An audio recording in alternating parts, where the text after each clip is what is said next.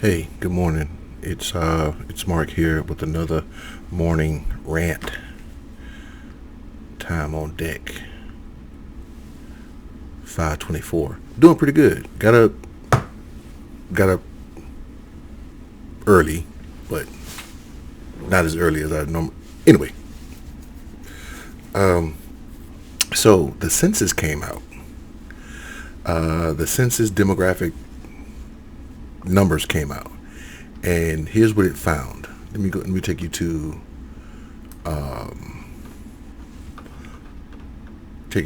a news report here from Huffington Post. Census find U.S. population getting less white and more diverse.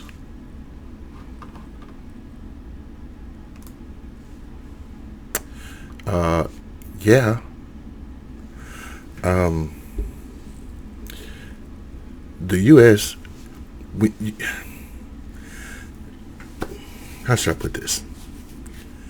This country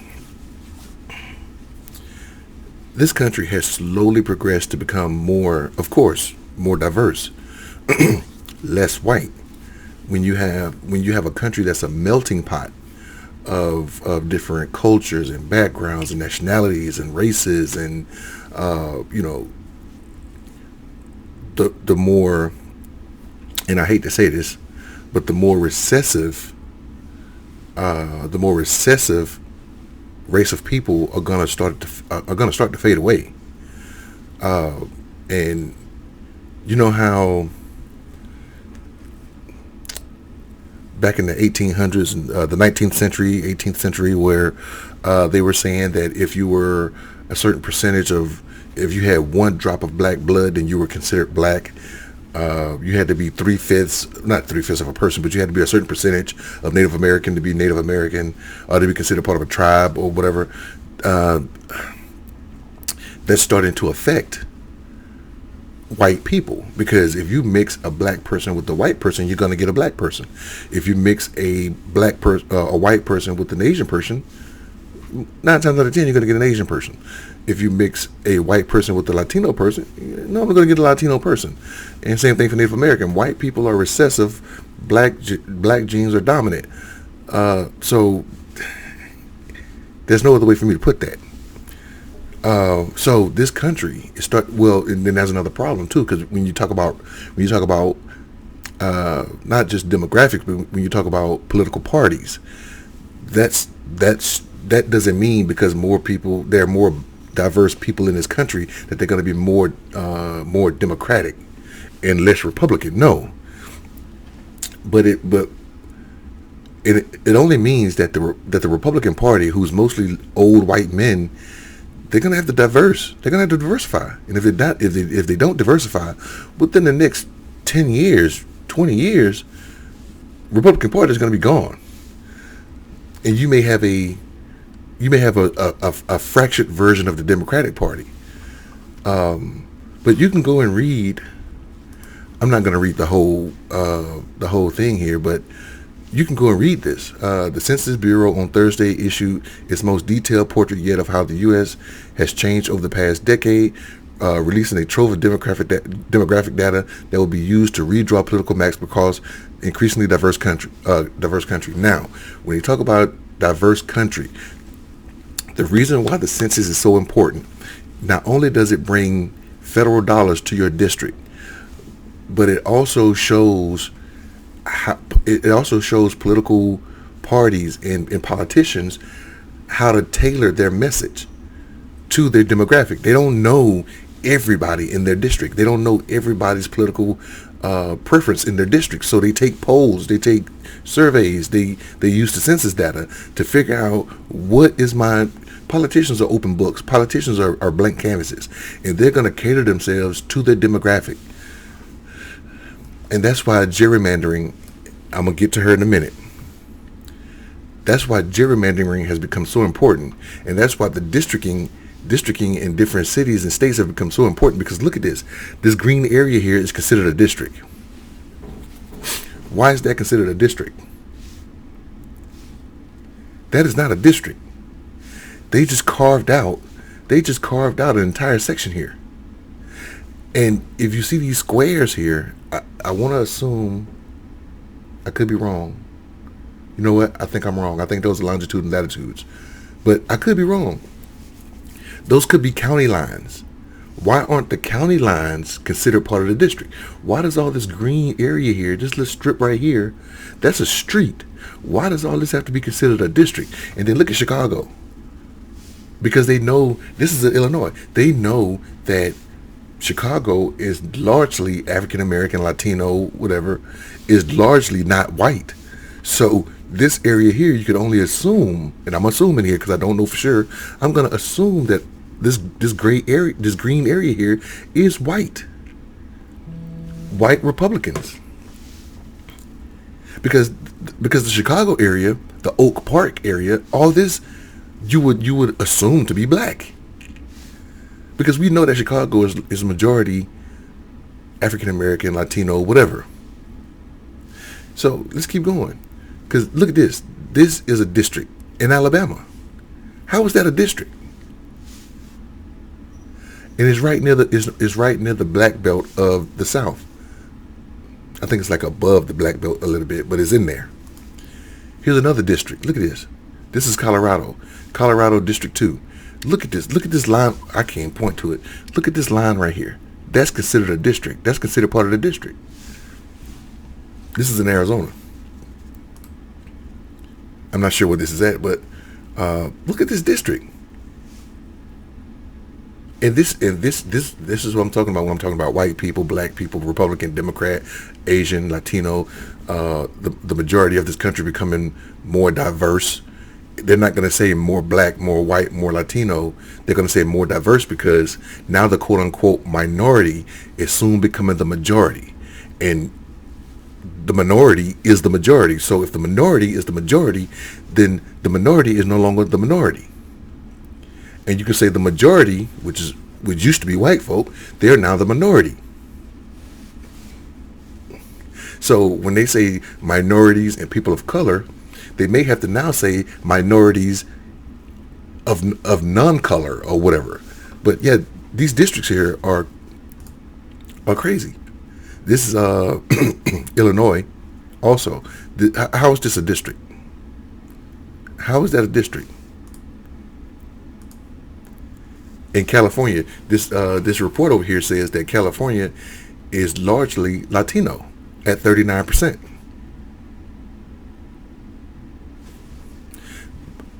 White people are having less babies than Latino and black people, Asian people. White people are having less babies, and because they're having less babies, they're for lack of a better word, their race is slowly becoming older and dying off. So let's go to the reason why I'm bringing this up is because I want you guys to hear, which one is it? I want you guys to hear what she has to say about race in America. And right now, white people are really frightened. If you don't understand the destruction of Planned Parenthood offices, and you don't understand the wall that we're going to build on the southern border of the United States, you haven't read the book, The Birth Dearth by Ben Wattenberg. Ben Wattenberg was a brilliant Jewish man who was a member of the American Enterprise Institute. And he wrote a book, the first paragraph of which says, the main problem confronting the United States today is there aren't enough white babies being born in this country. He was an advisor to presidents of the United States. He wrote the book in 1987. He says if we don't change this and change it rapidly, white people will lose their numerical majority in this country, and this will no longer be a white man's land. Now, I'm not misrepresenting this. I'm telling you almost exactly what he says. He says there are three things we can do to solve this.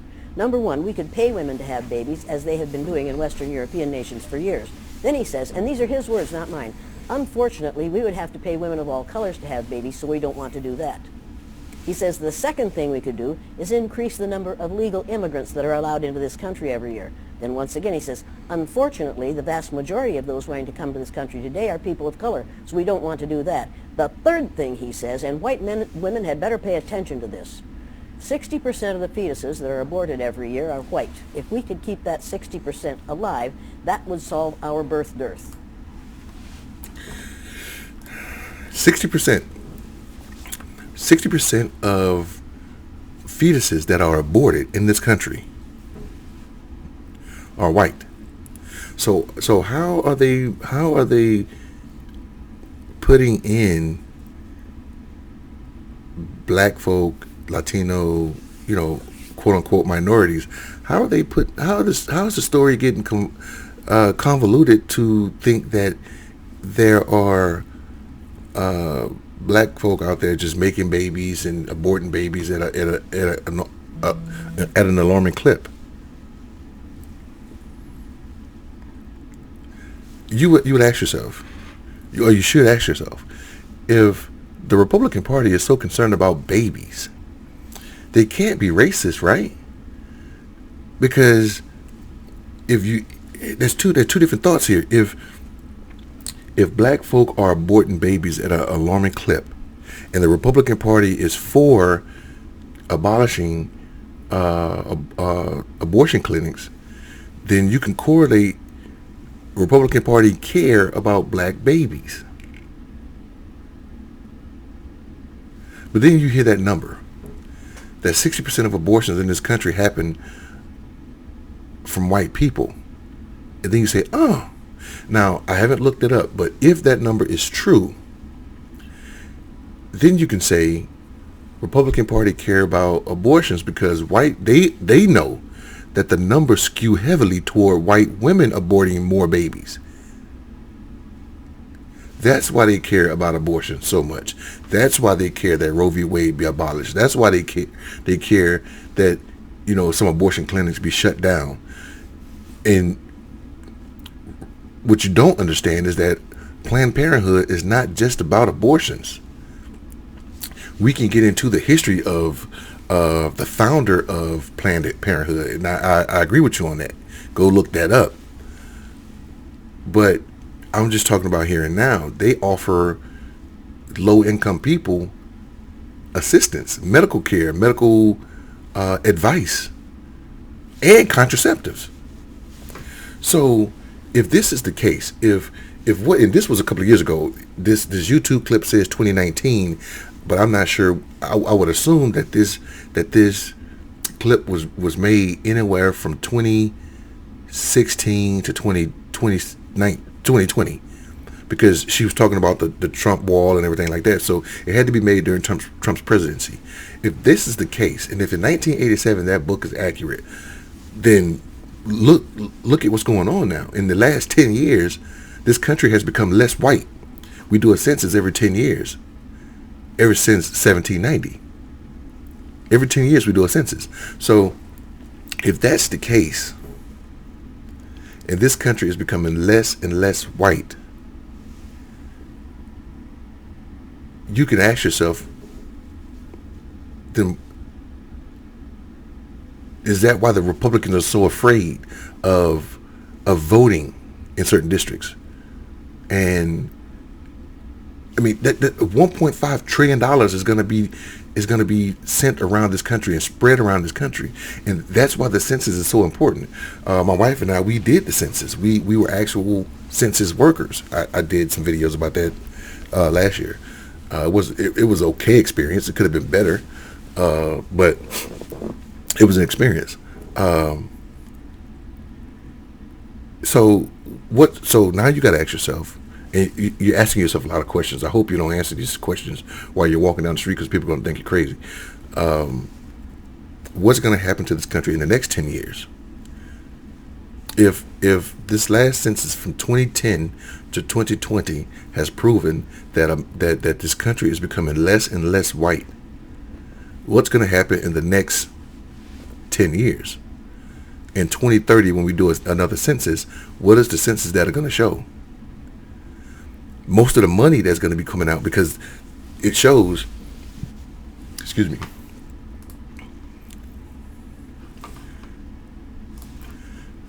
let's go here. All right. The figure shows continued migration to the south and southwest. and population losses in the Mississippi Delta and Appalachia. Mississippi Delta and Appalachia, where's that? For the most part, the Appalachian Mountains. Appalachia, that area. The eastern part of the country. South Carolina, West Virginia, North Carolina, places like that. The numbers also indicate that the white population is aging and has fallen to the smallest share of the total population on record, though there are some exceptions. The share of white population actually grew in coastal communities in the Carolinas and Virginia, as well as counties stretching through the midsections of Georgia and Alabama. The population under age 18 is increasingly diverse. In 10 years, those 18-year-olds are going to be 28. So if the population under the age of 18 is increasingly diverse, what does that say about the next 10 years? Where are these people going to be in the next 10 years? What's going to happen to the white population in the next 10 years? The data comes from compiling forms filled out last year by tens of millions of Americans with the help of census takers and government statisticians to fill in the blanks when forms were not turned in or questions were left unanswered. The number reflects countless decisions made over the past 10 years by individuals to have children, move to another part of the country, or to come to the U.S. from elsewhere. And this is one of the reasons why Trump wanted to put the census question on the citizenship question on the census. Let's get some numbers. I saw some numbers earlier, but we talked about 39% of California being Latino. All right, but yeah, so you can say white people in this country, if they don't increase their baby making over the next 10 years, they can see themselves becoming more of a minority. And then now, so if that happens, the way civil rights are written now, it could affect, and that go and watch the minister Louis Farrakhan. Go watch him on Donahue back in the 70s. Late 80s, early 90s. I want to say early 90s. Go watch the Phil Donahue show where he addressed the crowd. There were two parts. Where the first episode was where Donahue asked Louis Farrakhan questions, and then there's a second show where the audience asked him questions. I would say watch the second one because the crowd addresses him. And there's just one area. Let me see if I can find it. Because there's just one clip that's going to speak to my point.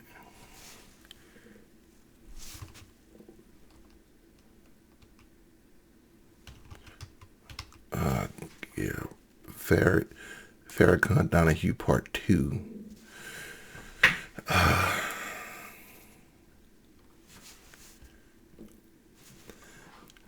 Is this it? Because this one woman says she sees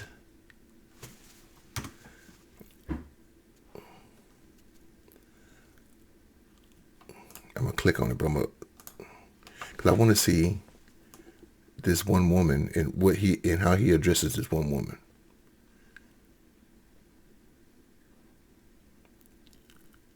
Okay. Here it comes. I want you to see this. This is how... My time. But I would like to say what scares us is... I want you to hear this woman here. I was brought up in, quote, Bedford-Stuyvesant in my time. Bed-Stuy in Brooklyn.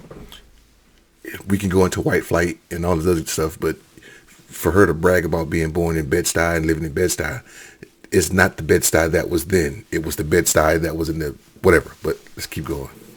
But I would like to say what scares us is I think we hear violence. May I respond? Yeah. May I respond, please? I'm sorry. All right. Minister Farrakhan, would you explain why it is relevant at this stage in 1990, 1990. with all that we've gone through, why it is still relevant to try and to educate or to get white people to understand the plight of black people. Shouldn't the energy be directed to us? Listen to his response. My work is directly to black people. I spend 99% of my time dealing with us to help us reform our minds and spirit that we may do for ourselves. However, when you live in a society like this, and we know that in order to effect a solution to a problem between black and white, then there's going to have to be some meaningful dialogue between black and white in order to effect a solution. The young lady said she's afraid of violence. And isn't it sad that we who have been the victims of so much violence, now whites fear violence from us? We do not have a history of killing white people. White people have a history of killing us. See? He's not finished. He's not finished. What you fear, may I say this, sir? What you fear, and it's a deep guilt thing, that white folks suffer. You are afraid that if we ever come to power, we will do to you and your fathers what you and your people have done to us. And I think you are judging us by the state of your own mind, and that is not necessarily the mind of black people. So that's not all, but that's some of the fear that white people have. And that fear is getting them to change voting laws, change election laws, change all these different laws to cater to the white minority, because they're starting to lose in terms of population. And there's a fear out there that if black folk ever come into power, that we will do to them what they have done to us. It's like the cheater and the cheated. A man cheats on this woman, and so now he looks at her. Let's say she starts going to the gym. Maybe she just starts going to the gym just to get in shape, personal goals. And so because her schedule changed, that cheating man is going to assume that she's cheating because he's cheating. White people fear that because of what was done to black people over the years, that whenever black people or minorities come into power, they will do to white people what white people have done to them. One more thing, and I'm going to get up out of here.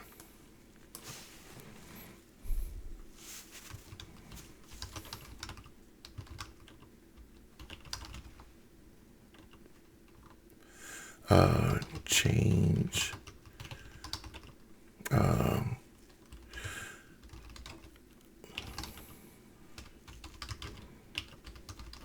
I cannot remember the lady's name, and forgive me for that. Oh my God, I can't remember her name, but I watch a lot of her.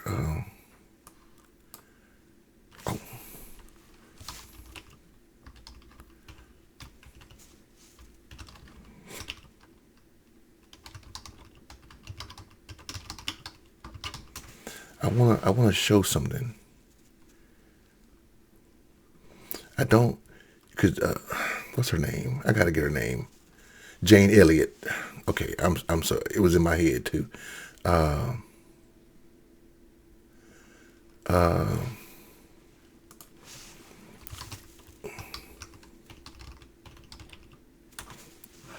It's a short clip, and all it is saying that she, and I'll put it out there because I can't find the clip right now. It's like a 30-second clip. Oh, here it is. Because I don't want to say it. I want to show you. Every white person in this room. I want every white person in this room who would be happy to be treated as this society in general treats our citizens, our black citizens. If you, as a white person, would be happy to receive the same treatment that our black citizens do in this society, please stand. You didn't understand the directions. If you white folks want to be treated the way blacks are in this society, stand. Nobody's standing here. That says very plainly that you know what's happening. You know you don't want it for you. I want to know why you're so willing to accept it or to allow it to happen for others. Mic drop right there. I can end this. If you know there's a problem, white folk don't want to take the place of black folk in this country. After all black folk have been through, and don't get it twisted. Don't lump me in with whoever you want to lump me in with. I'm not saying all white people. I'm saying white people in general. I'm not saying all white people. I'm not saying the majority of white people. I'm saying there's an underlying issue with race in this country. And before long, there may be another social war in this country in terms of white folk having to accept the fact that they will become the minority. If they haven't already accepted that fact, they are becoming the minority in this country. And within 100 years, there may be no one that identifies as being white. So now what? So there's a problem in this country now for white folk. But that doesn't mean that because white folk are becoming less and less of a population in this country, or less and less of a majority in this country, that that is going to skew more and more democratic for the party. No. It only, again, like I said before, it only means that in order for the Republican Party to survive, they have to become more diverse. They have to become more diverse because their constituents are dying off, literally dying off. If they're not aborting babies, they are becoming old and dying off. If you stayed this long, hey, I appreciate it. If you stayed this long and you haven't already become a member of the channel, go ahead and do so. Subscribe, like, hit the share button, do whatever you got to do. Support your brother. I have not talked about Mike Lindell and Donald Trump getting elected to president today because today is the 13th. I want to wait until the 14th. I want to wait until tomorrow to see who's in the White House. So we'll see. I don't think Joe Biden's going to worry about it. I don't think Donald Trump is heading toward DC right now. So we'll see. But anyway, hey, you guys take care. I'm out. Y'all be safe. Have a good Friday.